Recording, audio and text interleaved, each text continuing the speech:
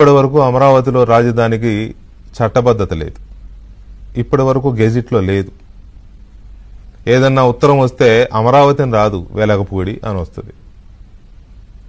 వెలగపూడి ఆ 29 గ్రామాలు అదొక గ్రామం. అమరావతికి చట్టబద్ధత లేదు. హైదరాబాద్ అని వచ్చినట్టుగా, బెంగళూరు అని వచ్చినట్టుగా, చెన్నై అని వచ్చినట్టుగా, ముంబై అని వచ్చినట్టుగా, ఢిల్లీ అని వచ్చినట్టుగా అమరావతి లేదు. అదే అడిగారు మొన్న రైతులు కలిసినప్పుడు. అడిగితే పార్లమెంట్లో చట్టం చేపిస్తా అంటున్నారు. 10 ఏళ్ళు ఎందుకు అవ్వలేదు? 10 ఏళ్ళు ఎందుకు అవ్వలేదు? చంద్రబాబు నాయుడు గారు 14 నుంచి 19 వరకు ఉన్నప్పుడు అవ్వలేదు. జగన్మోహన్ రెడ్డి అవనివ్వలేదు. అప్పుడు కేంద్రంలో అదే ప్రభుత్వం, ఇప్పుడు కేంద్రంలో అదే ప్రభుత్వం, మధ్యలో అదే కేంద్రంలో అదే ప్రభుత్వం. అక్కడ దాకా ఎందుకు చిన్న ఎగ్జాంపుల్ చెప్తాను. సహజంగా వాతావరణం ఇస్తూ ఉంటాం, మీడియాలో వాతావరణ శాఖ రిలీజ్ చేస్తుంటుంది.